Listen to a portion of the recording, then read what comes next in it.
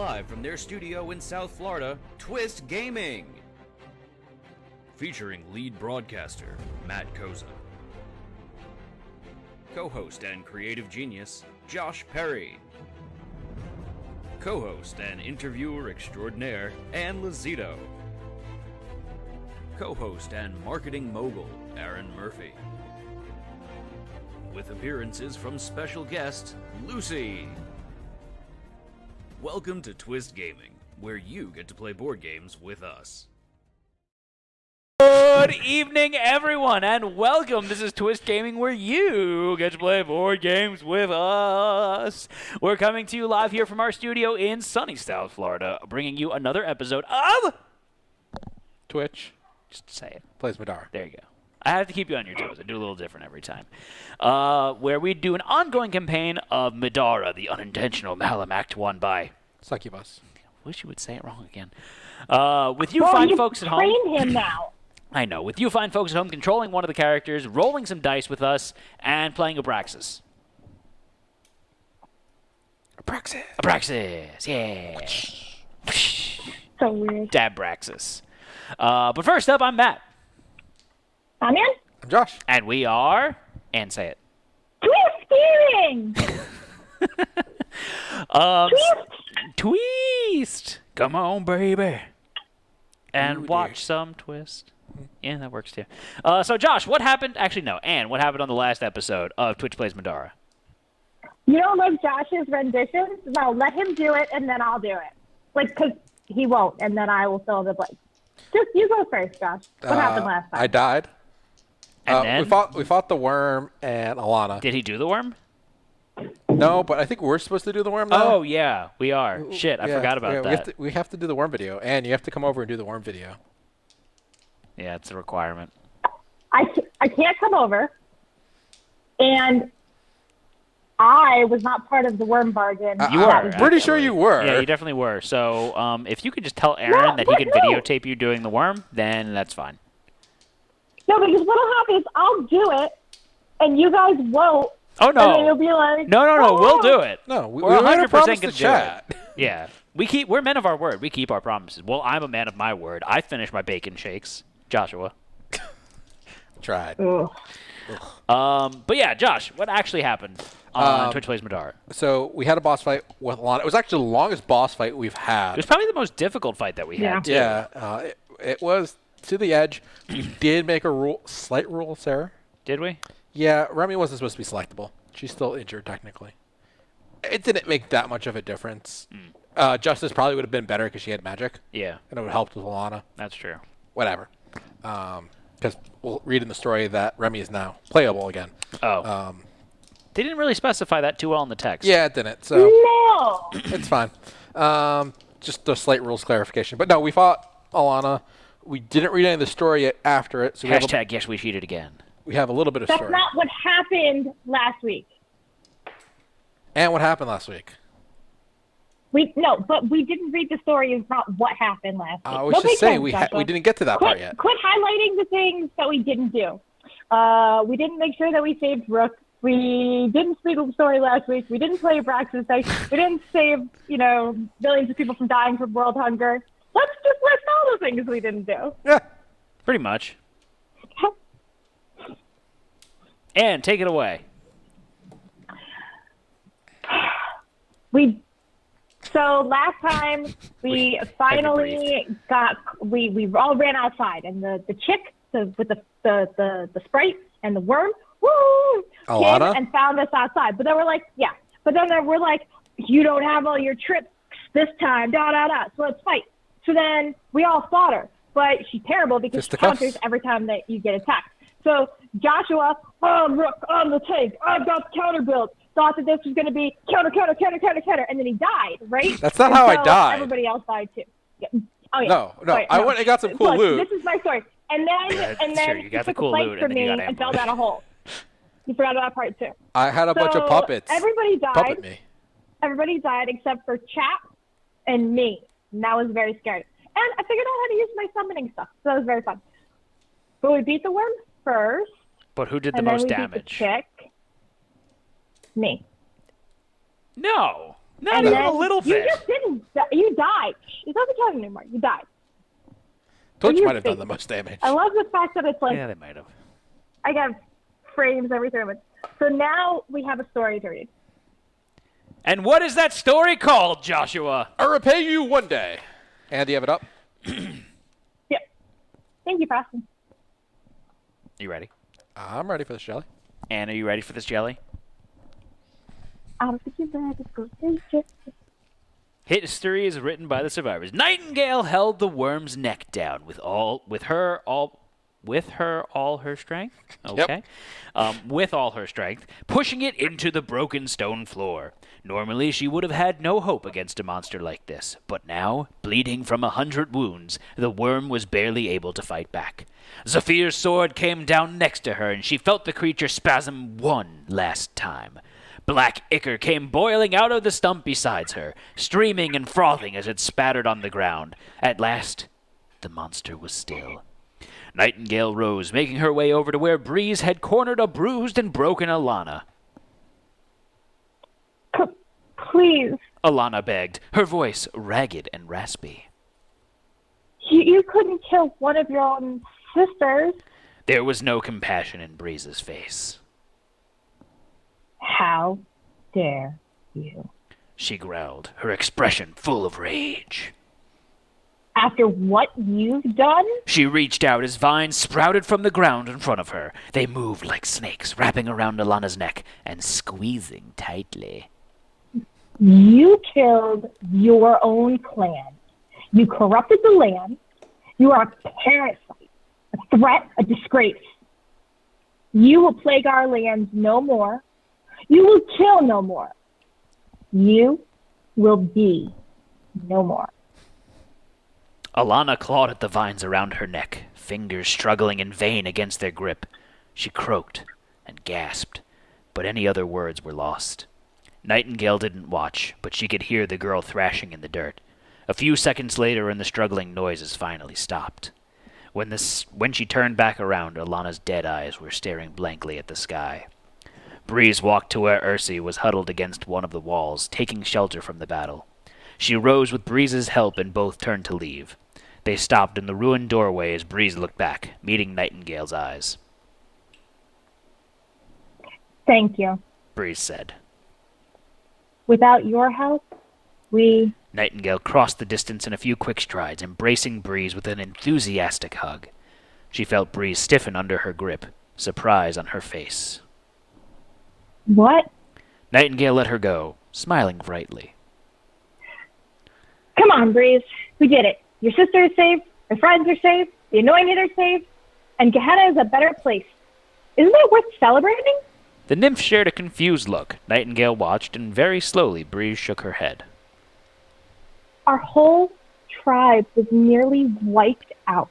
Breeze said, eyes on the ground. Suddenly, Nightingale felt very small and very silly. But it wasn't completely wiped out. Thanks to you. Breeze continued. Ursi and I made it. And I suppose that is worth celebrating. Breeze reached up, removing a wooden brooch she wore.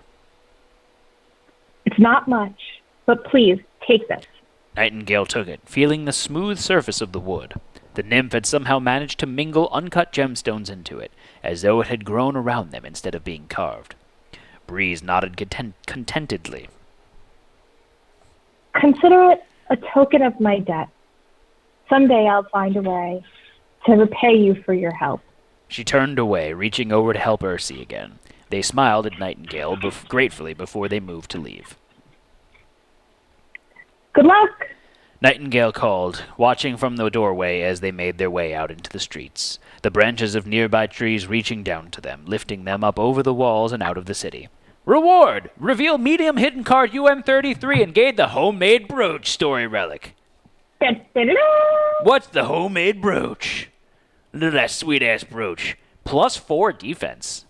Passive, conviction upgrade blue. Passive, you have haste. Ooh. That's fucking good. Yeah, it's good. That's really good. Fantastic for Nightingale. Or Mattingale. No! Goodbye. Or what about for the counter build? You could see the life the just. smirk on his face. But you see the life just leave Anne's face, just like, no. God, no. Continue to Agahana Morning, page 294. Agahana Morning. They encountered little resistance as they made their way across the sunken city of Gahana. It seemed like battling Alana had frightened away the lesser monsters. With any luck, they would stay gone until they were done in this city. They found the anointed base camp exactly as they had left it. It had enough supplies for a group several times their size, which meant plenty in the way of first aid. Nightingale desperately wanted rest. She hadn't had a proper sleep in well over 24 hours, and she was feeling it. Her head faintly buzzed with exhaustion. Her reactions were slow, and her limbs felt numb. As she went, however, Zephyr called for her and the rest of her friends to join him in the center of the camp. She paused for a moment and considered ignoring him, but reluctantly went to see what he wanted. Someone had started a fire, and slightly burned biscuits sat in the neat row on a tray beside it. Nightingale scooped one into her hand, and she took a seat, hardly even noticing the awful taste. Zephyr explained to the others what Nightingale already knew, telling the story of how they'd come to Gahana and been separated and killed off by its traps. Nightingale did her best to stop from nodding off, though Rook had to nudge her more than once. I should have been there. Justice said, her voice halfway to a sob. Their deaths are my fault. If I'd been back sooner... No! Zephyr pulled her briefly into an affectionate hug. It's my fault. I underestimated the danger. If you had come with us into Gahana to begin with, you might have been killed. He hesitated, glancing between Nightingale and the rest of the group. Where is Gast and Laura? Gast? Laura? Damocles asked, looking confused. The ones that were in the mines with me. Justice explained. Zephyr left me behind with them, but the book told me where a pontifex piece was. It was nearby in Hyde. Justice looked sheepish as she explained why she left the camp in the first place. I figured you'd be in the library with the rest of the anointed long enough for me to travel to Hyde and back. Zephyr's interest was immediately piqued. A pontifex piece? This close? No, Justice. You made the right choice. Above all else, we must find those pieces. What happened then? Justice patted herself off before sitting down by the fire. When we arrived, we weren't the only ones looking for it. Those grim deacons were there again. I killed them. I mean, not all of them. Justice averted her gaze from Zephyr. Gas and Laura were killed in the confrontation. Zephyr frowned. They'll be missed. What of the grim deacons, though? Justice What looked is that? back Like at him he's with like, a continue. oh, I'm so sad, but let's keep on going to the next thing. Justice looked back at him and No continued. time for mourning. No time for mourning. The Dark Knight doesn't That's mourn. sad. What about the grim deacons? Swear to me. One of them got away. A grim deacon named Echo. Zephyr visibly tensed at the name. Justice didn't seem to notice and continued. Wonder what her perception is. I thought I'd killed her too, but she showed up again. Justice turned, acknowledging Nightingale and her friends. I was imprisoned, but these guys helped me out. I would still be stuck in there if it wasn't for them. Even if I had gotten out, Echo would have come back to kill me. Justice went on, explaining the rest of what happened in Hyde. She recounted their confrontation in the mine, and the way Echo had used a concentrated form of the Blight to turn Hendrix Patel into a twisted monster. I'm glad you made it, Zephyr said absently, but I must know. What of the Pontifex piece? Did you get it? Justice looked towards It's like Nightingale. Gollum. She has it. Nightingale smiled and reached into her shirt and pulled out a white stone, hanging from a strap. Got it. Zephyr sighed with visible relief. That makes two, then. Zephyr pulled a chain from his pocket and dangled another piece. We're one step closer to finally completing it. Thanks to all of you. He looked towards Nightingale and grinned. After everything that's happened here, though, We still have no idea why Charon is after the damn pontifex. Charon? Rook asked. I thought some council of Horbinids wanted it. Horbinids. Mm-hmm. Yep, that's Zephyr what turned with. to him and then back to Justice. The girl simply shrugged, acknowledging that she had told them something about the Council of Abhorrence. He's a member of the Council, Zephyr said flatly. We've been trying to discover what the pontifex could be used for. Oh, that. Justice perked up visibly. I think I know what it does. This got Nightingale's attention. She found her drowsiness briefly faded, and she sat up. You know what the pontifex does? Yeah. Justice smiled. It was the first real smile Nightingale had seen since they'd fought Alana. We found a book down in the library. The language was really vague, but it was clear about being able to seal and unseal entities, like a skeleton key, but for experts. It's a really powerful one by the sound of it. Zephyr looked up, expression solemn. That is very useful information, Justice. I hate him already. He's such a Hate him. douche. Nightingale expected him to offer more Batman's insight, kind of a douche, so it fits. but he didn't. After a moment, Zephyr rose abruptly, turning away from them. I'm going to get some rest. I suggest that each of you do the same. We can speak further in the morning. There are plenty of empty tents. Our lost friends will not be needing them. Use whatever you need.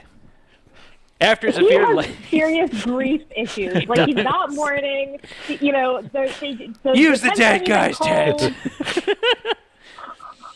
After Zephyr left, Nightingale wandered through the empty ring of tents until she spotted Remi's face poking out from one. She ducked inside. It was swelteringly warm inside, but she was too tired to care. Remi was already in bed, her armor and weapons piled beside the cot, though she rested atop the bedroll instead of inside it. Gage was curled up beside her pillow. He opened one eye to watch Nightingale as she came in, then closed it again when he recognized her. Remi looked worse than anyone else in the group, thick bandages and immobilized splints wrapped on her leg and one on her wings.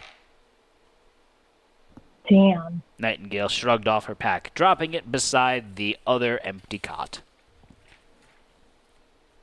I was wondering why you didn't come to talk to Zephyr. Yeah, I got busted up pretty bad. Remi reached out, running one hand down Gage's back. The cat purred contentedly, otherwise unmoving. But these anointed guys had a bone mending treatment stocked away. Giggity. So guess who's going to be feeling great tomorrow? Good old boning. Good old bone healing. And when I get that feeling, I need bone healing. She forced a smile. Yeah. Nightingale flopped sideways onto the cot, letting the bedroll swallow her. Special! All injured party members are no longer injured! Continue reading below. Nightingale woke the next morning to Remi's groans. She sat up slowly and looked over to where Remi still lay. Everything okay? That was the worst sleep of my life. Remi said. She stood and stretched, testing her wing and leg. Her bedroll looked damp from sweat. I felt like I rolled around all night, having nightmares from that potion they gave me. Looks like everything is working now, though. Did it hurt? Nightingale was genuinely curious. Remi looked much better in such a short amount of time, and it amazed her. Nightingale doesn't know a good bone. Hold on. Just go ahead in. Good. Go ahead in. No! Go ahead, read it.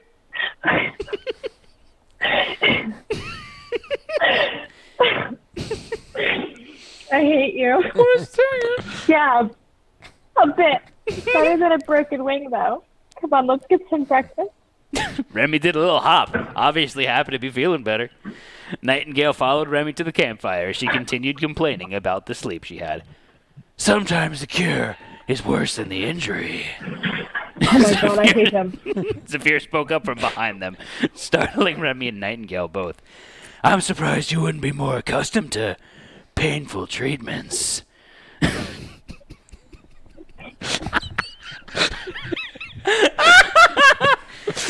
You made your way to Gehenna. Whoever you are, you must be an experienced adventurer. Yes?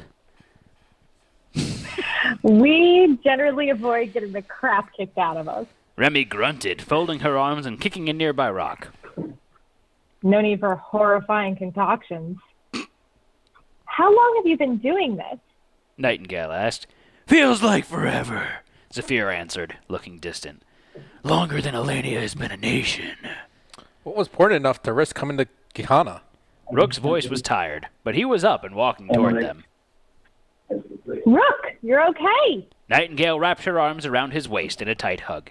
Rook returned it, and there was none of the awkwardness he'd shown around her a few weeks ago. He was finally used to being around royalty. More than that, he was finally comfortable being her friend. Good enough. He muttered, rubbing at a fresh scar on his arm. But seriously, Safar, why even come here? What are you after? Yeah, like Jafar, Like Jafar, Joshua, but with a Z. I think we should sit down. Zephyr looked toward Remi. Mending potions can leave you with a wicked hunger. Let's get you something to eat. Then we can talk. It didn't take long before they were all gathered around the campfire with bowls of gruel and hard crackers. To explain anything, you have to understand the reason the Anointed were formed, Zephyr began. It was because of Charon. Zephyr shook his head. He is a god, or he might as well be. Unlike many other unfathomably powerful beings, Charon is directly concerned with human affairs. He has the power to destroy entire kingdoms. If he was set on the loose, it wouldn't matter if the whole demiurge got together to stop him. He'd roll over them with anyone else that got in the way. It's kind of hurting my voice. Would you say the guy's name? It kind of sounds like you say Karen. Yeah, like Karen and Sharon mixed together. I want to speak to your manager who's going to destroy the world. If he were free, Damocles asked, does that mean he trapped somehow? Yes. Zephyr tossed a fresh log in the fire. We captured him. Zephyr pointed at the remaining two Anointed alongside them at the fire. But just because his body is contained doesn't mean he can't influence the world. We learned that he was searching for something called a pontifex, an ancient artifact that was divided into 3 pieces. We could not allow him to assemble those pieces. He's looking for the Triforce. It's the Triforce! Oh, Josh and I are so cool. 3 pieces? We only need 1 more then. Nightingale was practically bouncing with excitement. Maybe the Maluma could be banished sooner than she thought. Zephyr nodded. Only 1 more to go. We have no idea where it could be, though. We found the first one tailing the Grim Deacons. The second one came from Justice's book. Maybe it can tell us more. Justice coughed, trying to swallow food too quickly. I'll see. I was surprised it told me where the last piece was, though. So why would this Sharon guy want the Pontifex pieces assembled? Rook asked, leaning closer. You just went all in. Yep. He was far more interested in the information than his food. We have you to thank for the answer, Zephyr admitted. You saved Justice and led her to the information we needed. She believes the Pontifex can seal and unseal entities. If that's true, well, I think maybe he's trying to find a way out of his prison. Zephyr leaned forward towards them, his eyes wide and his face intense. I cannot express to you how important it is that this not be that this not be allowed to happen. If Charon were to escape, he would just come for his enemies. He wouldn't just come for his enemies. He could remake the world. Destroying Alania would only be the beginning. Tens of thousands might die. I can't speculate at the depth of his rage once freed. Charon no longer possesses a human mind, so comprehending his motives can be difficult. Human mind? Why would? Damocles began to ask a question, but stopped when Zephyr shook his head. It's time you answered some questions now, Zephyr leaned close. As much as I appreciate the help, I'm still unsure why you even helped Justice escape to jail and hide. What motives did you have? An uneasiness gripped Nightingale. She sat up a little straighter, tossing her empty bowl into a nearby camp table. It landed with a thump, leaving her hands free. She rested them flat on her lap, within reach of her weapon if she needed it. Even as she did so, she realized how stupid she was being. They'd rescued Zephyr. They weren't in any danger around him. This man and his surviving allies owed them. Nightingale soon realized what had her on edge. The Maluma appeared in the air beside her, a patch of dense shadow that concealed into a mass about a foot across. It shifted constantly, new orifices and organs bubbling up only to sink back into the shadow and dissolve again. Nightingale did not hear Zephyr's words, nor did she hear Rook's response. She was far too focused on the Maluma. Judging on the lack of reaction, she guessed no one else could see it. It took a concerted effort to keep from looking at it. She didn't want anyone to know that the parasite was strong enough to manifest itself without her consent. He's going to kill you. The Maluma's voice was no longer a grating whisper. It was as clear as day. Nightingale didn't answer. She just shook her head. It darted in front of her, catching her eyes with its own. She couldn't look away. The moment Zephyr discovers we are linked, he will stop at nothing to pry me out of your body, even if that means killing you. Just as quickly as it appeared, the Maluma vanished. Nothing was left but a haunting, sickening feeling in Nightingale's stomach. Justice said you could help us with something important. Rook said. Apparently Damocles already explained his motives, and Nightingale suddenly registered that Rook was now talking about her. She quickly put her hand on Rook's leg, clearing her throat. It's not that important. Nightingale said, a little too enthusiastically. When just to explain what was going on, we knew we had to help. And now that you've explained about the threat of Charon, my problems can wait. This is important enough that the royal family should assist you. Zephyr choked back a laugh. Really? Those puffed up are... Aristocrats? What? Aristocrat. What's arist? I don't know, but I Google it later. Oh. Really? Those puffed-up aristocrat arsons. That's an alliteration. Don't think about anybody but themselves. King Balthazar never gave a damn before. What makes you think he'd give a damn now?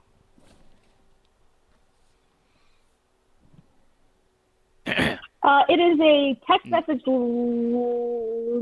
learning platform. I'm his daughter. What? She was looking up what that word meant. I don't think that's what it means. Nightingale said, sitting up as straight as she could. And I'm not Balthazar. Like you said, Charon escaping could mean the end of Elenia. After what we've seen, I think there might be some truth to Charon's threat again. She paused, lifting a slender finger in the air with a grin. My kingdom. Zephyr opened his mouth to respond, but a shout from the other end of the camp interrupted him. He rose, setting down his plate. If you'll excuse me. He bowed slightly to her, the gesture a little forced. Princess. He hurried off between the tents, leaving them alone. Rook waited until Zephyr was out of earshot to speak, meeting Nightingale's eyes with a confused look. What was that about? We can't. Isn't he the one Justice said could help you? Nightingale shook her head vigorously. We can't tell him. The Maluma says he'll try to kill me. The parasite you came to remove says the one we think can get it out wants to hurt you. Damocles was deadpanned. And you're listening to it. Okay, it sounds stupid when you put it like that. She got up, frowned down at the ground. It doesn't hurt to be careful, though, right? The least we could do is talk to Justice about it first. You barely even know these anointed guys. We know you saved their lives. Rook pointed out, rising as well. You really think they'll turn on you after a favor like that? Nightingale didn't answer. Instead, she went looking for Justice. She found Justice at the back of the camp. Zeke had found a guitar. Where he'd gotten it, Nightingale could only guess. And he was strumming a few chords. Nightingale recognized them from a popular Earth song, though she'd forgotten the name. It had been what song do you think he's playing? 500 Miles. Okay. It had been all over the radio a few weeks before she'd been taken to Middara. You have the time to play? Justice perched on a rock near him. She was practically swooning over Zeke's Guitar Hero skills. All the adventuring you're doing, and you still practice? That's amazing. Nightingale wasn't sure what lie Zeke had told her, but she was certain he didn't do any adventuring before this. I want to punch her through this book. Hey! Nightingale sat down beside Justice, pulling over a nearby stool. Oh! Zeke jerked, eyes widening as he saw her. He stopped playing. Good to see you're okay, Night. Don't stop on my account. Nightingale said. Actually, maybe play a little louder. Yeah, okay. Zeke didn't complain that Nightingale was on board with his attempt to impress Justice, so he started the song over. He played inexpertly, having to glance down and check the positioning of his hands every now and then. Behind Nightingale, Damocles and Rook settled in nearby, close enough to listen while still watching the camp for eavesdroppers. None appeared. Nightingale lowered her voice to a whisper and leaned in close to Justice. Hey, can I ask you a few questions? If I tell Zephyr about the Maluma, how will he react? She asked. The Maluma is convinced Zephyr will turn against me. Do you really think he'll help me? Justice's face paled. She finally looked away from Zeke and the guitar. So? She took a deep breath, and then everything came out in a rush. We did kill someone once who had the Maluma. It's one of Charon's own personal espers, and it's probably trying to set Charon free. There's nobody Zephyr hates more in the world than Charon. She took a long breath, looking at Nightingale with worried eyes. I'm sure we can convince him if we approach it right. Justice continued. The last time the Maluma's host was working with it willingly, of course Zephyr had to kill him. He was a bad guy. But you're innocent. Zephyr's a good man. We just have to be careful about how we tell him, and you'll be fine. Are you serious? Nightingale frowned. That would have been great information to know before we bailed you out of jail. Her voice raised in anger, and Zeke began strumming louder, praying that no one noticed the tension. Justice put her knees together and tried to make herself look smaller than she already was. I needed to escape, though. I'm sorry, but I could have just used the book to blow the jail up, but I didn't want anyone else to get hurt because of me. Sphere sounds much less cooperative than you suggested he would be in Hyde. Rook muttered. Kind of like it was a lie. Nightingale glanced to the side and flicked her tail. Maybe the parasite was telling the truth. It wasn't a lie. Justice insisted. Zephyr will help. It just might take a little more convincing. Zeke tapped on the side of the guitar with one hand to get their attention. He was still strumming, though he was no longer playing anything specific, just a random progression of chords with some general music suggestion to them. Justice, did you already tell Zephyr that Nightingale had the Maluma? No. Justice admitted, eyeing the pontifex piece around Nightingale's neck. I was going to do it tonight. If it's all right with you, Nightingale, if I'm the one to do it, I can make your case. You shouldn't be in danger. Nightingale hesitated. If you think that's the best way. Even so, she could feel her heart racing and her skin crawl as the Maluma protested.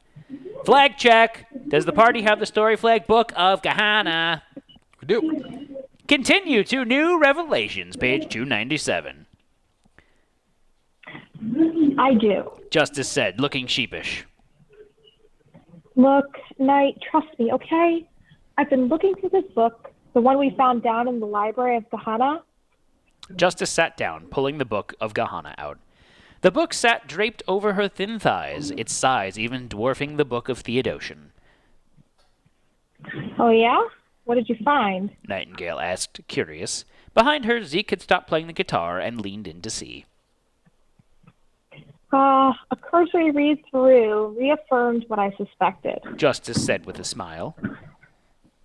Theodotion was widely used by those from Arcala. This book is really going to help me learn more about Theodotion. given enough time to read it, I really think I can find more information about the Maluma and how to kill it. Reward! Justice has learned more about Theodosian. Reveal small hidden card UM34, and Justice gains the Portent of Brutality story discipline. I tossed it. Ooh, look at this. Portent of Brutality. Once per encounter, end your turn. Move Justice's initiative card to the end of the initiative track. Continue the round as though Justice had not taken her turn. Ooh, that's cool. So you could basically take 2 turns in a round? Kind of. Return of the Gatekeeper. Gatekeeper. Make me gate. Bring me a gate. Anne's turn to speak. I got a triplet.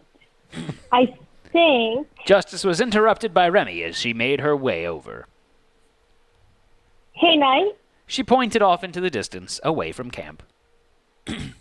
One of those gatekeepers is headed our way. She looks friendly, but... Nightingale hopped to her feet and followed Remi's gaze. Sure enough, she saw the outline of a gatekeeper, her body covered only by bits of cloth. Hey, that's Lakshmi, the merchant from earlier. Nightingale Jogged out between the tents. It's cut off on my page. Yeah. Leaving her weapon sheathed. Lakshmi, you're still here. For now. The gatekeeper stopped in front of her. Nightingale's friends came running to catch up. Rook, in particular, moved as quick as he could so Nightingale wouldn't be separated from the camp on her own. I have acquired more items of interest since our last meeting. Perhaps some of you would wish to trade again? Lakshmi pulled a key from her bag and nodded at them. Continue to story round Camp Gahana, page 298. Are you ready for the summer? It's Camp Gahana. No? No. Where do we go now, Josh? Side Camp quest. Bonawada. My collection is huge. We hold you in our hearts. Yeah, I don't have that page in It's my right there. handouts. That page right That's there. not the right Makes me page. wanna. Side quest. What are you looking for? Story around Camp Gahana. It tells you what side quest you can do. We're doing the side quest. Oh. This. Side quest. My collection is huge, It's nice to get a break. Rook said, throwing another hand. He winced as the dice settled down. Nowhere near the results Rook would have needed to pull out a clutch victory. I guess. Remi glanced down at the roll, glowering at the dice. Good thing we don't do this badly when we're actually in danger. The two of them were gathered closely around a low table, Abraxas cards and dice scattered about. After surviving the ruins of Gahana, Rook didn't even mind losing a few hands. It was just nice to do something mindless, something relaxing and safe. Someone approached from a nearby tent, though it wasn't Zeke or Nightingale as he'd been inspecting. It was one of the surviving anointed, carrying a rectangular box under one arm. Rook had seen this man lurking nearby, watching silently as they played. Like all the anointed, he wore dark robes over his armor, concealing most of his features. The man's hood was down, exposing a young face and a few nasty scars. Oi! The newcomer waved weakly, setting the box down on an empty part of the table. Name's Ezra. I've been meaning to say thank you. You guys really saved our asses back there.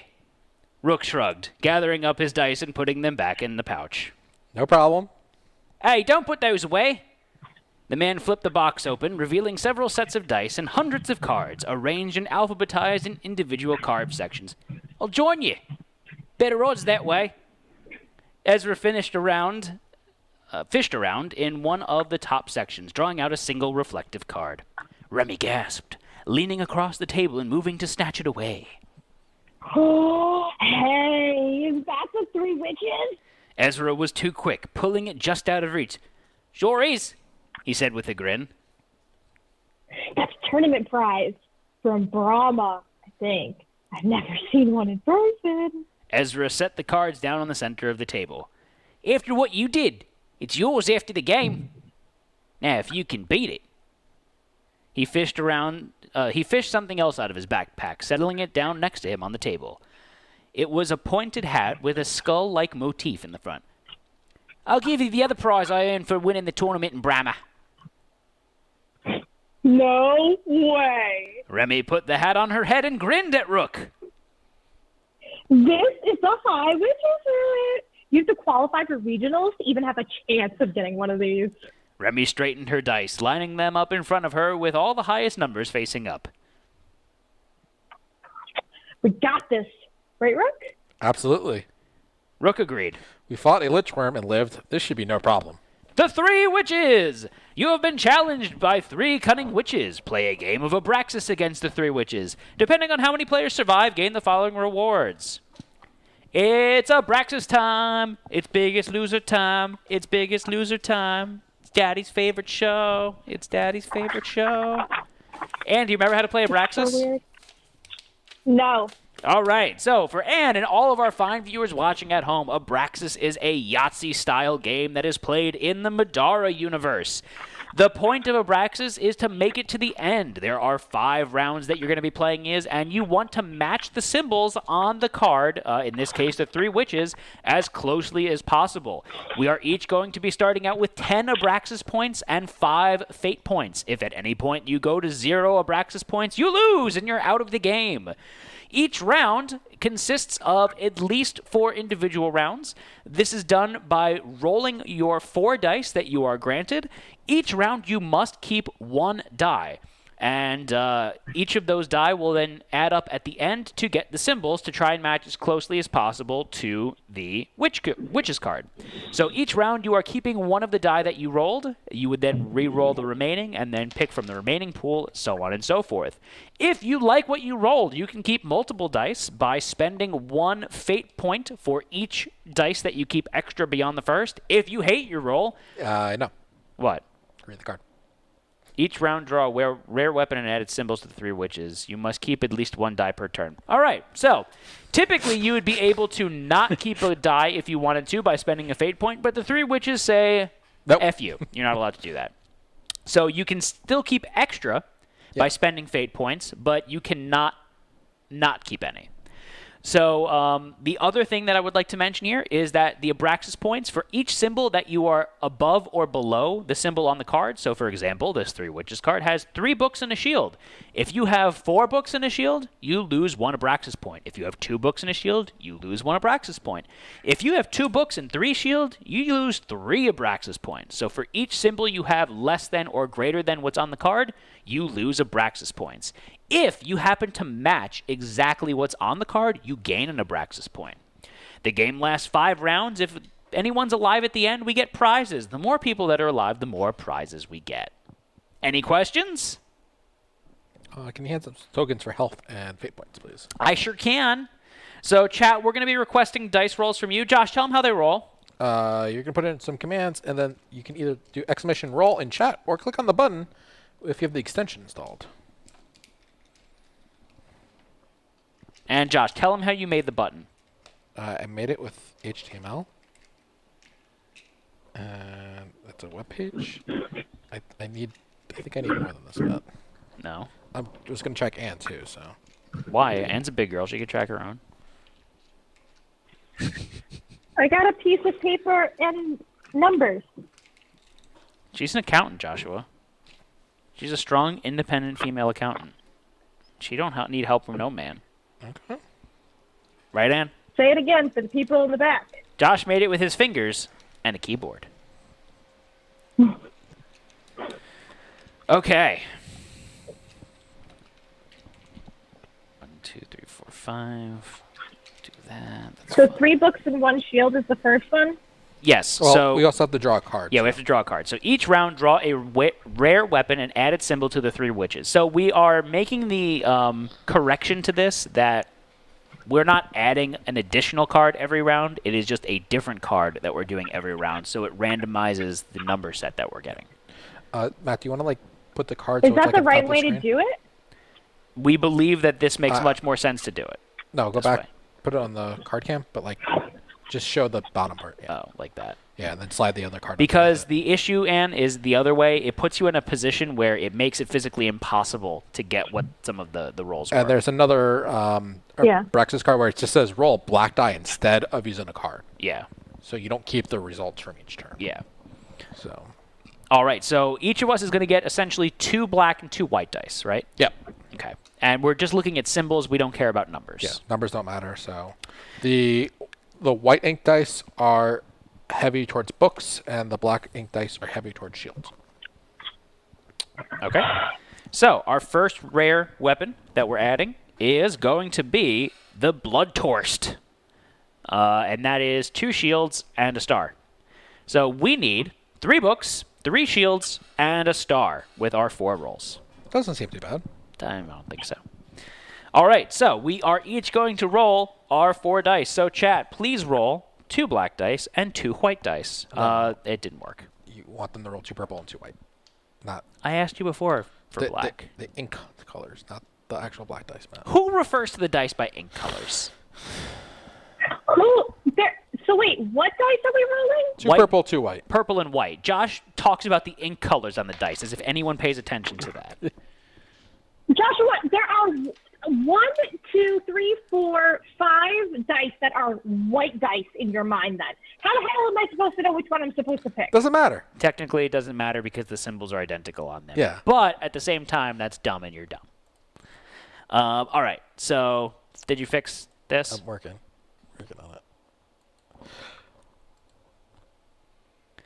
So 2 whites and 2 purple in. So, what great rolls. Actually, the 7's good. Yeah. Your other roll is poo-poo-doo-doo, but, you know. Yes, there is.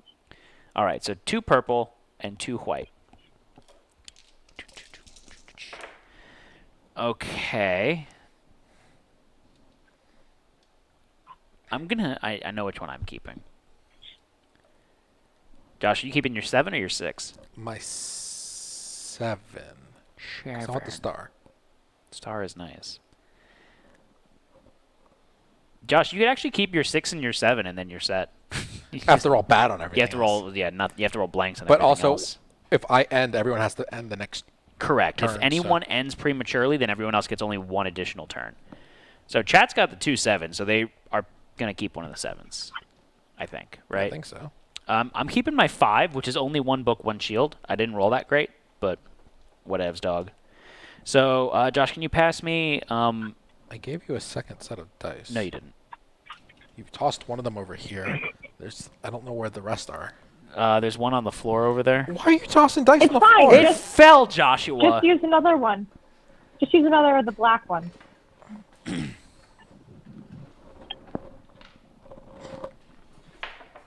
Why are you throwing dice everywhere?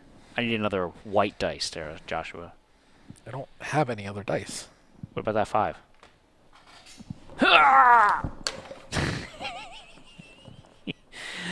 Okay. All right, so chat's keeping that one. And I've got my 5. All right. Are we all good for our second round? Yes, no, maybe so? Yeah, I think so. And you kept the. She's keeping track of her own. Okay. The 7. So they need to roll what? They need to roll 1 black, 1 white, and 2 purples. Okay. Oh, there. Now I got my shavings. Aaron just came over with a giant hunk of steak. Giggity? No. Oh my god. Oh, this is a good meal. Yeah, what did you roll? I'm happy. Did you roll? Nothing yet. Joshua, there was steak. Don't you understand how important that is? Did someone say I need steak? 2. I need 2 shields. And why did you roll 4 dice?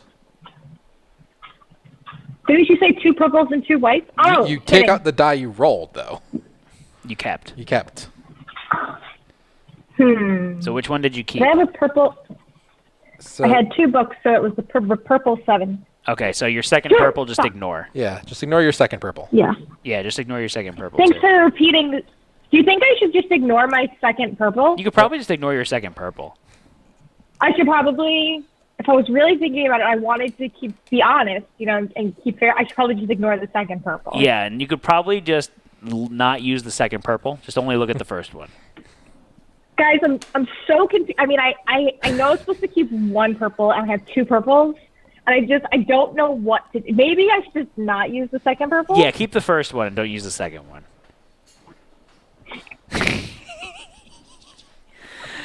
Okay, so chat definitely doesn't want to keep the 7 Because they already have a star, right? because they've already got a star. Does the 6 give them too much, though? The 6 would give them everything, so they would need to roll blanks on everything else. Which is Yeah. 2/3 chance on the die? Yeah. I'm kind of in that same position as well because I'm going to keep the white 6, and now I have everything. I mean, conversely, they can keep the blank and hope that they roll the 2 books and a shield on the subsequent turn.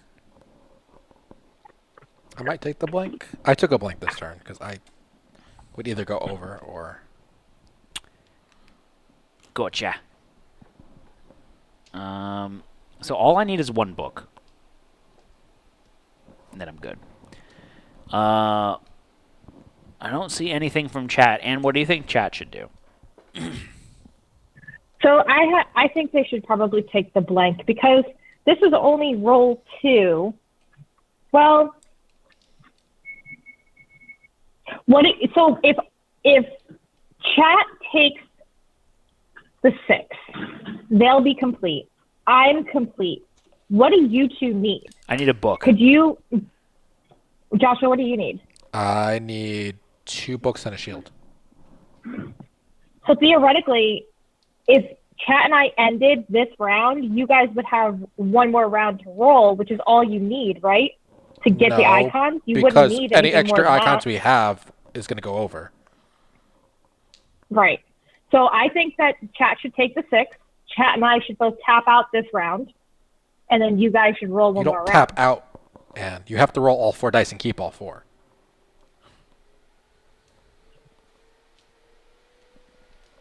Oh. So if chat takes a 6, they have to roll blanks on the other 2 dice. Yeah, never mind. Then I would take the 2. Take the 2? Yeah, I mean, I'm gonna, yeah. So they're going Banky? All right.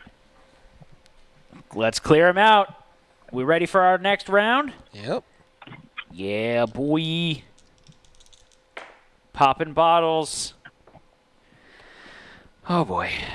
Okay. I'm going to keep a blank. I think I'm going to keep both my dice. Why? It puts me 1 over symbols. I have an extra star.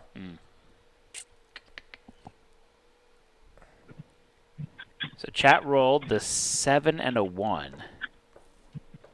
It might be beneficial for them to take the blank here. Then they would have to roll. What would they need? They need 2 books and a shield, which you physically can't get from the white die. Yeah, you can. 2 books and a shield. Yeah. Yeah, that's one side of the white die. No, it's not. It's one side of the purple die. No, it's not. Oh, I'm so confused. Because I refer to the Matthew, actual you dice can't colors say that. It's the ink color. like a normal human being.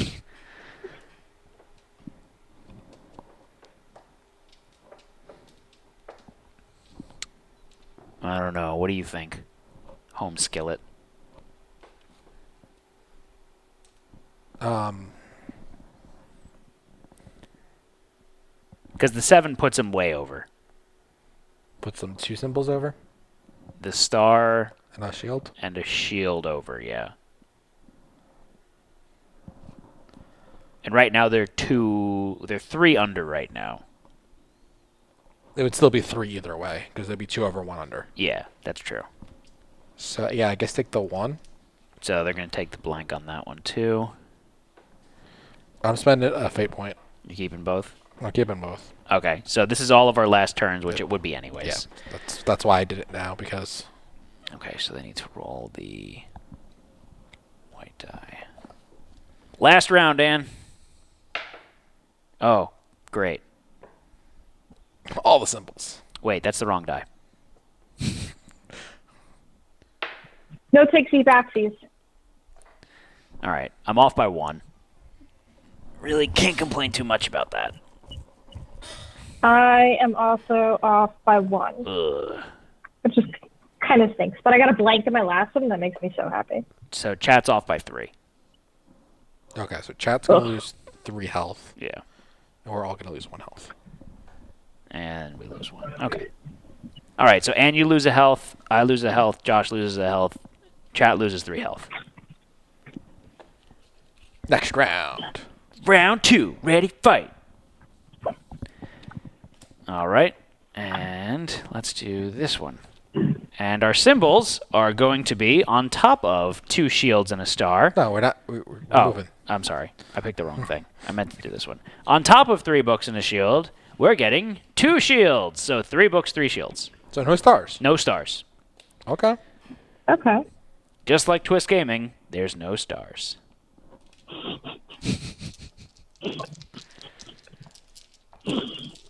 Yeah. I rolled really poopy. I rolled really poopy, too. I'm going to keep my 1 shield, I guess? It doesn't even matter. What the fuck did chat roll? Wow, that was awful. Okay, so they're going to keep their 1 Ow. book? That was just really poopy doo-doo. Yeah. Okay. And what are you keeping? Your 6? I'm going to keep that purple 5 for the 1 shield, 1 book.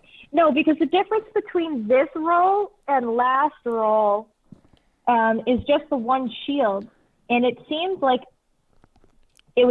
we needed like really low rolls for roll 3 and roll 4. So I don't want to prioritize a big roll for the first round. That's a good move. I like it. And we don't need a star, so we don't need to take a full roll. That's true. 1. All right, so chat needs to roll 1 purple and 2 white. White cake. Look at this rolling that I'm doing right now. This is abysmal. I mean, Ann's just rolling all the symbols. Oh my god, Ann's rolling fucking high roller right now. I know. And chat rolled all the stars. What That's did they because take? chat is the star. They have 1 book. Did they take the star for overkill? Because they'll have 2 shields and 2 books. I think they take the 1.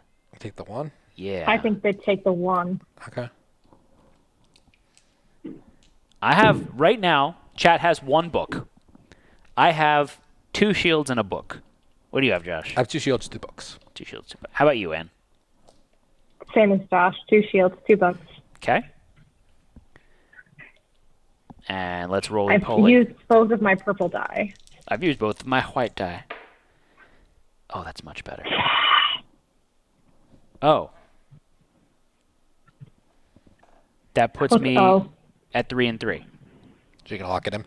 I'm gonna re-roll the last one just because I'm off by 1, but there's a 2/3 chance that or it's a 1/3 chance that I'll get exactly what I need. Okay. So I'm gonna risk it for the biscuit there.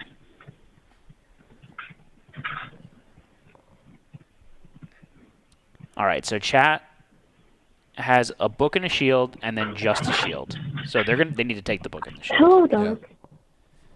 Hello, Jackal. Book and the shield. So chat right now is down 1 book and 2 shields. So they're only off by 3.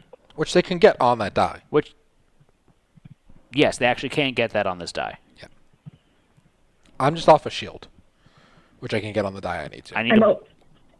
How about you, Ann? I'm over a shield already. You suck. I know. I need a blank. I need a blank. I rolled a blank. I did not get a blank. I got a book and a shield, so I'm off by 2. I'm down by 1. I'm off by 3. And what did chat roll? A blank. Chat's off by 3 again. Okay, so chat's at 6 damage. I'm at 3 damage. I'm at 2. I'm at 6 as well. Ooh. Oh, I mean, I'm at 4 damage, 6 health. Oh, okay. All right, so round 3. we all still have full. No, Josh doesn't have full fate, but the rest of us have full fate. So just keep in mind we got plenty of fate to spend, which we could only use to lock in extra dice at this point. Yeah. So. Oh, we need to know what the new card is. Oh yeah. Duh. All right, and the new card is. Let's do this one. It is 1 shield. So we have 3 books and 2 shields. Okay. Matt, you're going in the wrong I direction. know, right?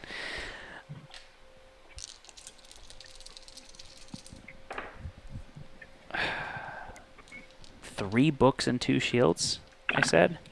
Jeez, that's really low. I rolled 3 books and a shield on my whole roll.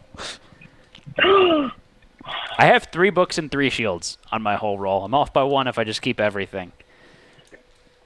We only do 5 rounds? Yeah. Yeah.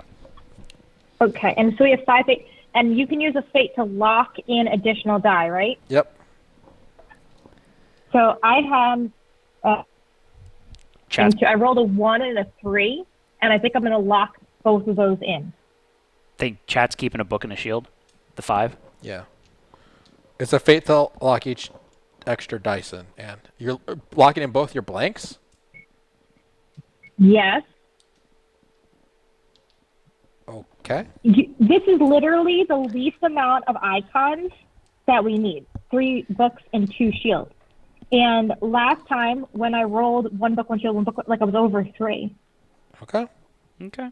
Your funeral. We're gonna be done an extra you turn could- early then, because So- she's locking 2 dice in, You locked in 2 extra dice in? or locking 1 extra dice. No, he keeps 1 extra dice, 1 fate. Josh trying to make me spend extra fate points I don't need to spend.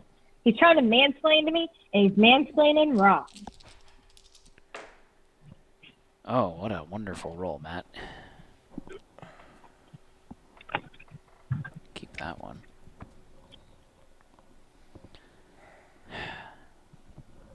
So I maxed out on shields, and I only need 1 book. I rolled the heavy shields. You are a heavy shield. So chat has a book and 2 shields.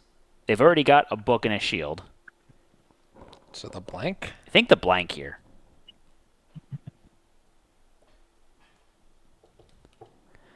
All right. And And what you keeping, 7. girl? It's the 7?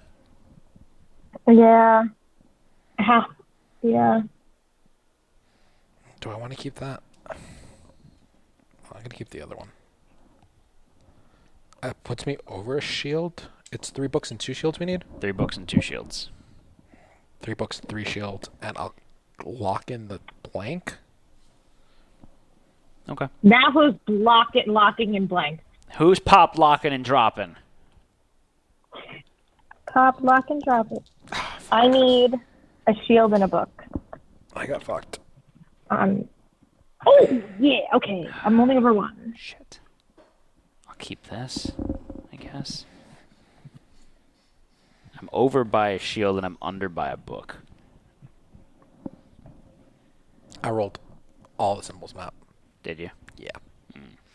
So I'm over 5. Ooh, ouch, skibibbles. So chat rolled 2 books and a shield, which is perfect. They can lock in the 2 books and a shield. And then they need a blank on their last die. 2 books and a shield. I have all 4 of my dice locked in. So do I. Okay, so just chat and I are rolling now. Yep. Yes! Okay, I'm off by 2. So I have 5 health left. I also have 5 health and 4 fate. I have 3 health. You suck. Throw the blank. Oh, chat matched it exactly. So they get a health back? They get a health back. They get health back. That's awesome. That's fantastic. So chat is now at 5 health also. Okay. And chat still has 5 And we fate. have 2 more rounds. Yes, 2 more rounds. It's not a tumor. Yeah. We could survive this. Just like that song. I will survive. I don't know how to exactly read this one. I guess this is just 1 more shield. So another 3 books, 2 shields. Yeah. Turn the card over. It's a rare weapon. Or yeah, it's not a unique. Yeah. I'll just say it's an extra shield. All right. So again, we're doing 3 books and 2 shields.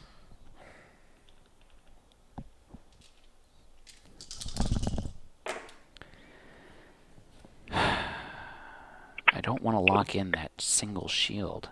I'm going to lock in a blank. I'm doing it. What are you doing, weirdo? Locking in a blank.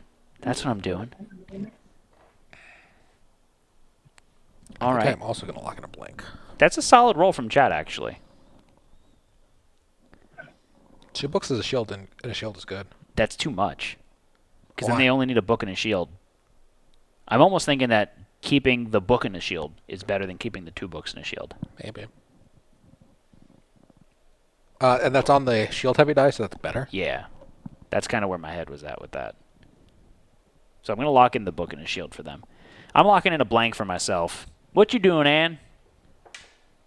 I'm thinking of locking in that blank, taking the 6. That would give me my full shields and get rid of like my shield die, and leave my book die, which I need 3 books. So you could roll 2 single books on that? It's possible. Yeah.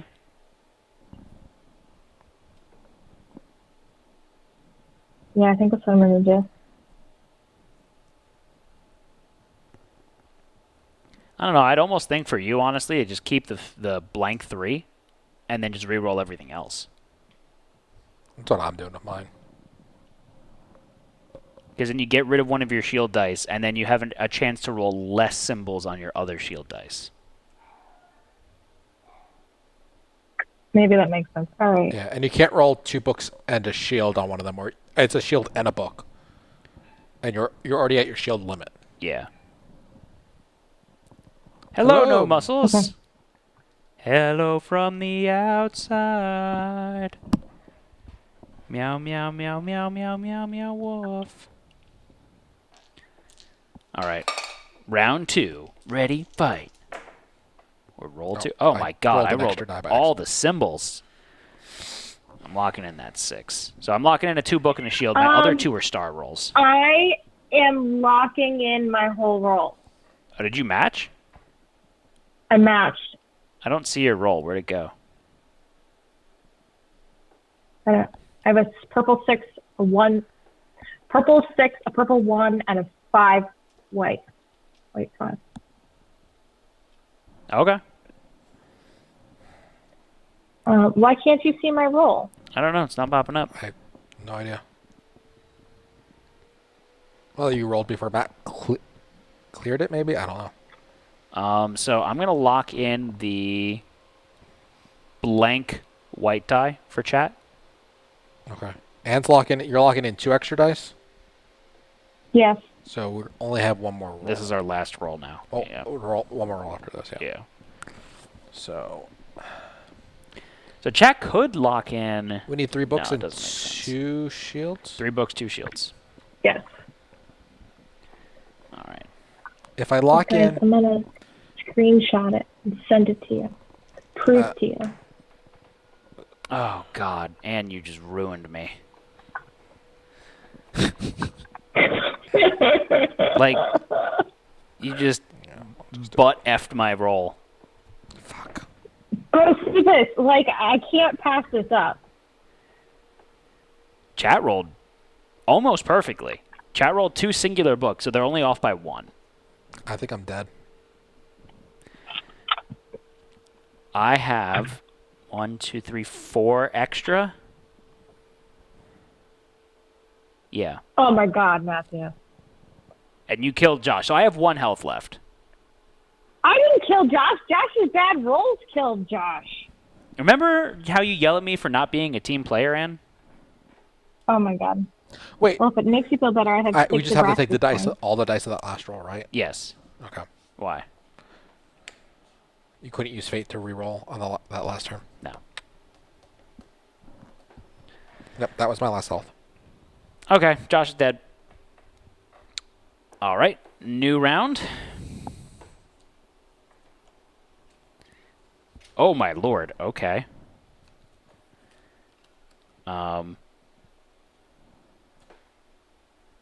We have 5 books, 3 shields, and a star. Really?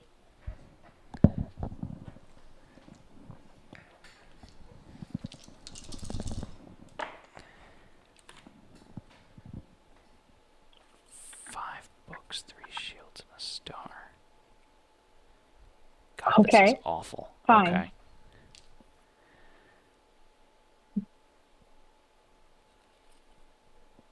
Ooh, chat should keep that 7. That's 2 books and a shield. Is Panda a Daryl reference? I don't know what Daryl is. Thank goodness you guys are all getting those high rolls when you're nowhere near combat. So they would need 3 books, 2 shields after this. That's fine. 3 books, 2 shields. And you got your dice that you're keeping? Yeah, I'm going to keep that white 7. So I have my star, a book, and 2 shields. Okay. Which is good. It'll get rid of the white because we need the book heavy dice. So that gives me my star. I need 1 shield. And I need 4 books. You're a book. Chat doesn't need that star. Shit, that's bad. Oh, just kidding. Ignore my 4. Well, what do we need? We need 5 books? Yeah. Yes. 5 books, 3 shields, and a star? So if chat locks in their whole roll, hear me out on this. If they lock in their whole roll, they're off by what? 3. And they have got 4 health left. So chat should lock in their whole roll. Why does that make sense? Because they're going to survive.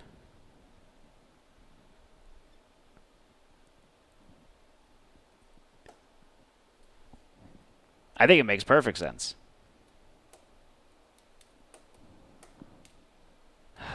Am I going to die? I don't think I'm going to make it. Yeah, no, I'm going to lose. I can't win. So then, why would you want them to lock everything in now? I'm going to die regardless. I physically can't roll what I need to on my dice because I only have 1 health left because someone jumped the gun last round. Oh my god. So you're being petty.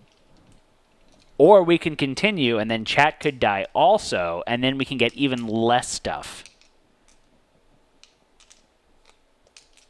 Or I could die and we could get even less stuff. How much health do you have left? 6. Okay, yeah, chat's locking in their roll. So All right. I should take...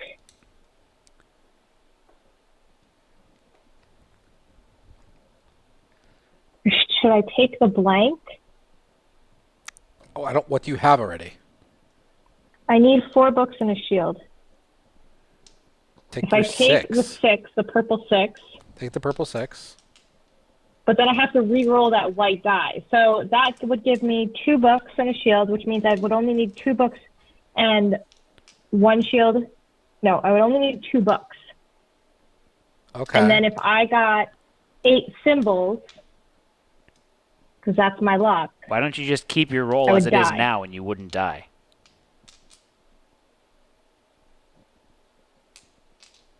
Like, spend your fate and keep the dice, and then you don't lose. 4, 5, 6, 7. Yeah, that's fine. This is our last round. Yep. It's not to finish with as much health as possible, it's to survive.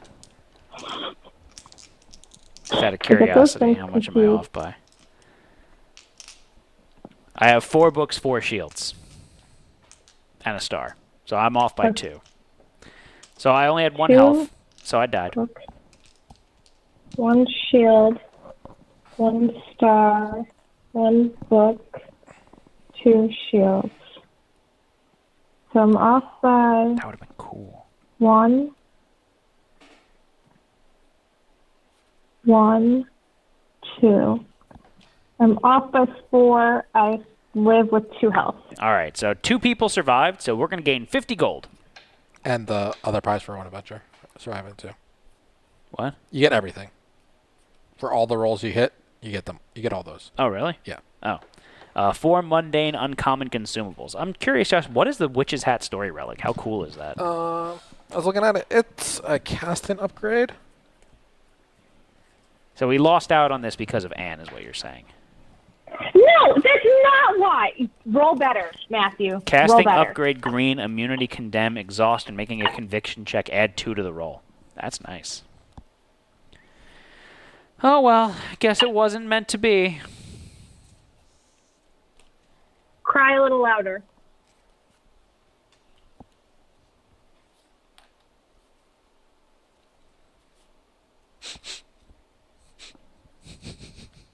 Did you just turn all your lights off, Anne?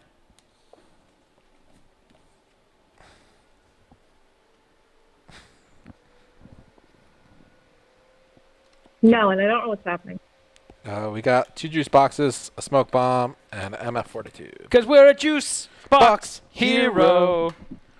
Got straws in his eyes. What next, Joshua? So we have a shop interface, and we can upgrade stuff. I like shopping. Or we can read the next little bit of story for the next encounter and end it there. I think we read the next little bit of story, because you're saying that there's another shopping phase not too far out that has better items? After this is another side quest, so we'll come back to the shopping phase after the side quest. Oh, okay. So we can do, and then it's a handful of encounters for the next shopping phase, but that's where we'll get the item upgrade from. So we're at uncommon, we'll go to rare. Ooh. I like my items like I like my steak. Rare. Uncommon. So, Josh, what are we reading? We're going to do side What quest. is he doing? What happened? And started it. It's side quest, What are you- Lashika, the gatekeeper. What? Should be the next page under your other Side quest page. Lakshmi the Gatekeeper. Okay, go ahead, Anne. What do you think she's doing? Remi asked, pointing. Rook had been watching for several minutes himself, as the Anointed gave Lakshmi a place in their camp. This in itself was not strange. Traveling merchants were always valuable assets, particularly with as far from civilization as they were. Even so, Rook had never seen a merchant who acted quite like this. The gatekeeper set out her wares in a few old tables, and each item had a little key beside it. Whenever she sold something, she would walk away with the key and bury it in the dirt. Whenever anyone sold her something, she would select a key at random from her bag and set it beside the item. Rook spent several minutes watching, trying to determine a pattern. He could come up with no simple answers. He rose to his feet, making his way across camp towards the gatekeeper and her makeshift shop stall. Remi joined him, following his eyes and grinning up at him. You want to buy something? No. Rook answered. Just want to understand them better. We fought gatekeepers in the ruins, and they were willing to die to stop us. Yet, instead of a fight, this one collects adventure supplies and plants keys. Why? Remi shrugged. Doesn't matter. She's willing to sell, and she hasn't tried to kill us yet. That's all I need to know. Rook and Remi stepped up beside the tables. The gatekeeper was busy in back, covering over the key of a recent sale with fresh dirt. She eventually rose, making her way over. She said nothing at first, a grin spreading wider and wider across her mouth. Rook was the first to break the silence. Did I give you my name last time? How do you say it? No, go ahead. Shock me? Shock me? Lashakmi, yes. Shock. The gatekeeper shook her head.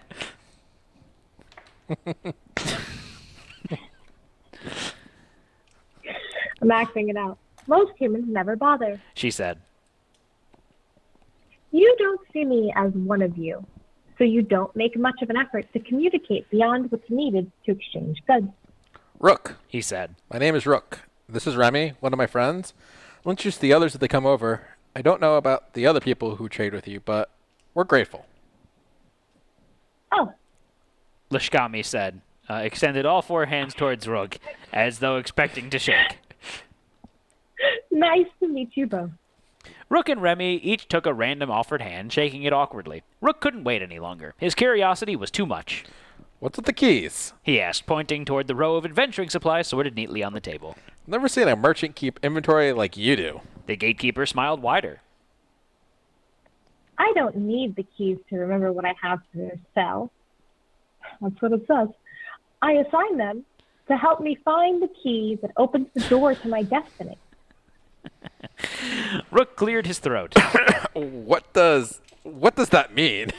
The gatekeeper looked up at him with sympathy, as though unsure how anyone could not know. Oh, you're getting that look back, Joshua.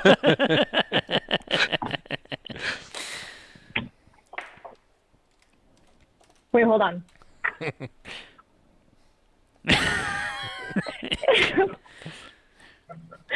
It's pretty simple. Everyone has a destiny, right? It's pretty simple. Everyone has a destiny, right? Along the way, we come upon decisions we need to make. Forks in the road.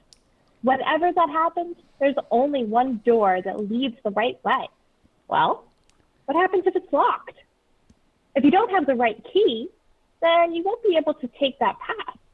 You'll end up wandering, unfulfilled forever, because you were destined for a greatness you never found. Thank you for the subscription, Metal God. Oh my goodness, 1 year. Wow. That's awesome. I guess that makes sense. Remi said, her voice quiet. I just never thought of that metaphor meaning literal doors before. I've been looking for mine for a long time. Latka Meat said. Locker meat? Locker meat? Latka Meat. Locker meat. Yes. It's like a latke made of meat. Yeah. It's like that movie with Jake Gyllenhaal, The Meat Locker. Okay. Hurt lock. What do you mean? Okay, yeah, that's him. Those two right there. Okay. Moron. I don't know where it is or when I'll find it, but one day I'm going to reach a door and I'll have the key because I've been saving it. So they're real keys, but they might not be real doors? Remi asked, unsure now. Close enough. Lamakazi said. Her tone was simple, as if there was no other way to explain herself.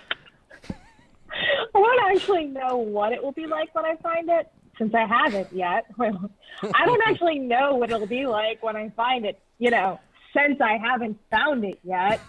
Moron. Until I do, I must keep trading with adventurers like you. It's the best chance I have to find the right key. The gatekeeper looked away, expression failing. Falling, not failing. Failing. Failing. Yes. 1410T error. I It's may an have already ID10T lost the error. key. I may have already lost the key I needed thanks to this swamp. Most creatures leave us alone, but the carrion swamp, the monsters here have they got no respect. Hey, look, it's Anne. What's the name? Hey! Just another Just guy. another guy named Harry. Hey, Harry. And the Hendersons. No. I'm sure that joke has been told a million times. No, it's Harry like in the Wet Bandits. The hell is the wet? I don't even want to know. From Forget it. Home One of Alone. Home those Alone, monsters- Ann. We watched this with you. Harry! It's Joe Pesci's character. Harry! Who references Harry and the Hendersons? Come on, Ann. Grow up. Me. Have you seen Harry and the Hendersons? What was the no for? I'm curious. Is it Anne's lack of knowledge of Home Alone? Because that's embarrassing. It is embarrassing. Yeah. How about your lack of knowledge of Harry and the Hendersons? I don't think anyone's embarrassed to not know about Harry and the Hendersons. I don't know what that people. is. I think most people would be happy to not know what Harry and the Hendersons is. Harry and the Hendersons is a movie where essentially a family finds the Sasquatch and he comes and hangs out with them and becomes like a member of their family. And his name's Harry. I could lip sync H and the H. Harry and the Hendersons. What are you guys doing? H and the H. Why was that confusing? It took me a second. But Josh just went with it. Where are we in the story, by the way? I don't know. The swamp solar keys. Oh, okay. She One of sighed those deeply, monsters leaning wait, against the creatures counter. attacked me, and Oh. I didn't get to plant one of my keys. She sighed deeply, leaning against the counter. I'll never know if it was the one that I needed. Rook felt Remi's hand on his shoulder. As she met his eyes with a meaningful look, Rook sighed, knowing what she was thinking. What if someone got it for you? Remi asked. And this stream isn't supposed to be about me. I'm just another guy named Harry. Well, thanks for stopping by, Harry. Oh, goodness. I don't know where I'm at. The gatekeeper grinned. The gatekeeper grinned at her with the same too-wide smile. I'd be very grateful. Rook tried to talk her out of it, but once Remi explained the situation to Nightingale, his objections fell on deaf ears. Even Justice was on board, which meant that Zeke suddenly wanted to come too. Don't really have time for this. Rook chastised as they made their way back out of Gahana and into the swamps. After spending so long in camp, Rook had almost forgot just how awful the carrion swamps had been. He hated the way the trees bowed over the paths, blocking out most of the light. The ground was constantly shifting unsteadily beneath them, and there was constant clouds of biting insects. Said it was close. Remi said. It's a tree. Can't be that hard to fight a tree, can it? You know the best is Anne wasn't here for that stream. for that stream. Damocles, Justice, and Zeke all shared a collective groan. Damocles gave Remi a flat stare. It's more than you think. He stopped, pointing through the trees. Remi followed the hand signal, squinting through the underbrush. Rook looked as well, and he could see a tree moving there, swaying opposite to the direction of the wind. It seemed to be leaning towards them, strangely sentient in its moving patterns. Continue to Growing Destiny, page 306. You want to read us the little flavor text? I like flavor text.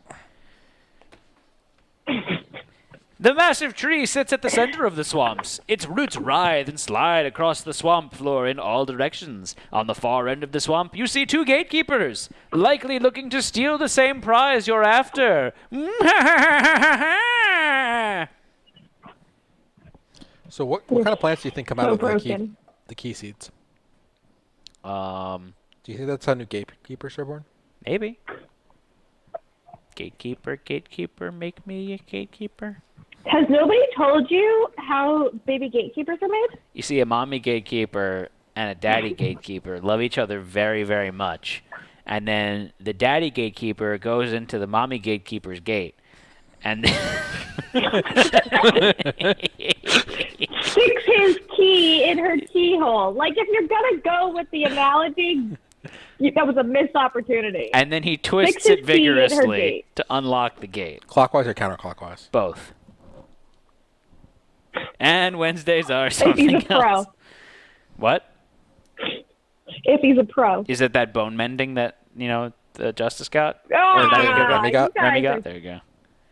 Terrible. When she gets that feeling, she needs bone healing. Why is Anne so Dumb. embarrassed? Anne's embarrassed. What else are we doing, Josh? That's it. That's it? Yeah, Oh. we're done. We're dumb? Yeah? Yeah, that too. Yeah, that's true. All right, so folks, thank you for joining us today. That's going to conclude today's episode of Twitch Plays Middara. We just kind of did some side quests and stuff today. Yeah. But join us for an actual encounter where we get to chop down a tree next week. I'm You're gonna stab it totally with a dagger? easy. Huh? You're gonna stab it with a dagger? Yeah, oh, well, and I think, was the tree what I killed in one round? I don't think it was one round. I think it was like two. Two. So basically the But encounter... this is Matt's story, so it's going to be like I killed it in half a round. It was so Justice was unconscious next to the tree. Damocles was helping me attack the tree, and then Podrick was off I was in fighting a this round. gatekeeper, I think. Podrick I was was in off this doing stream. something else. Someone was I pulling was- the lever. I think that Podrick. might have been Podrick. Or No, Damocles. was this you with the levers? No, I killed the tree. I chopped the tree down with my switchblade. Duh. I think you shot the roots. You wrote your initials in it? Yes. Yeah. You and Justice? Zeke and Z plus J for L. Yeah. For E. No, for L. For L for E. For L. For L for E. No, for L. No. D for L. Whatever. L7. No, it's D4L because you have to shake the Laffy Taffy. Damn you, Damocles! Damn Oakleys! That's actually his name is Damn Oakleys. Right, Josh?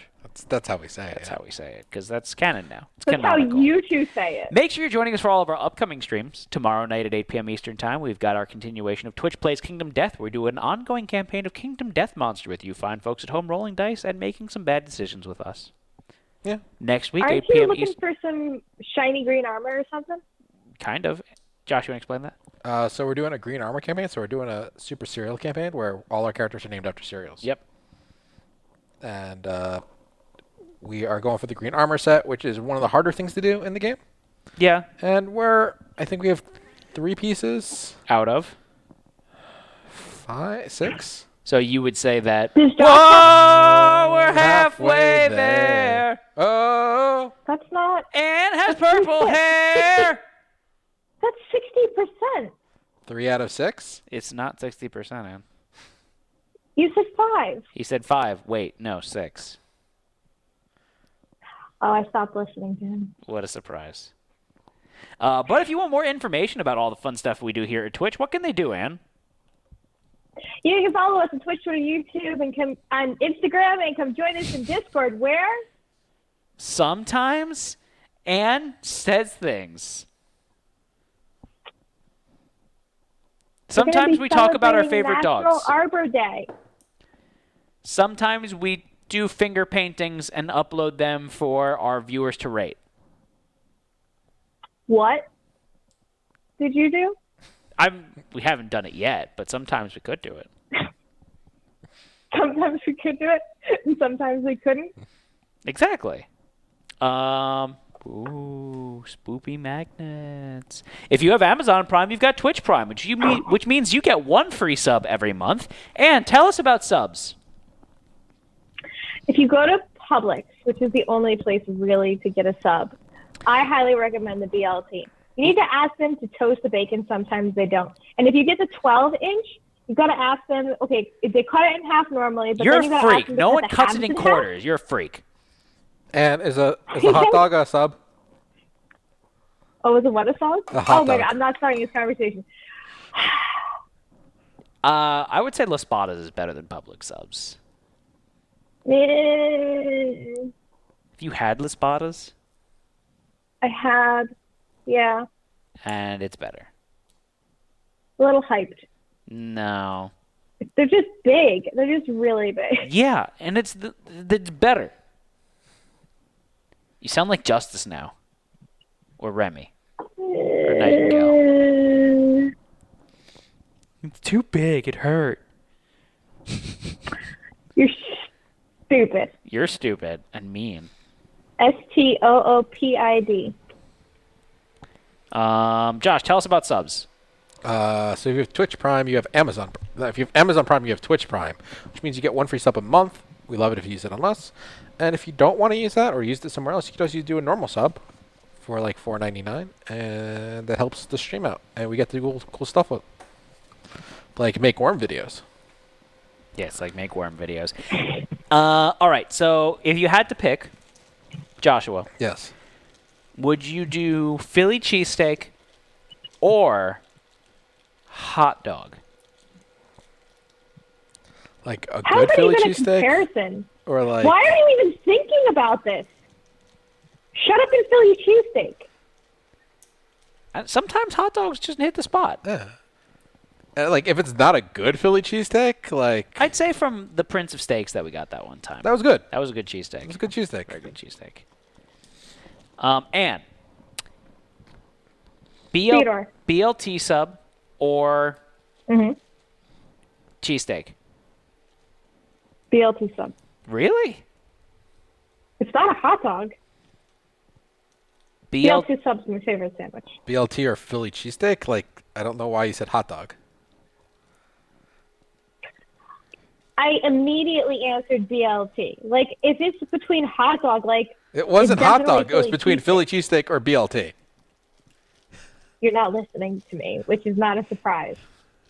I quickly answered BLT and had no qualms in choosing that over Philly cheesesteak, but I'm commenting on why it took you so long to contemplate between a hot dog and a Philly cheesesteak. Like, a BLT is not a hot dog, so my choice was much easier. I don't get the point she's trying to make. Don't get it. All right, thank you all, folks, for joining us today. This is going to be Twist Gaming signing off. I'm Matt. Oh, man. I'm Josh. Good night. Bye.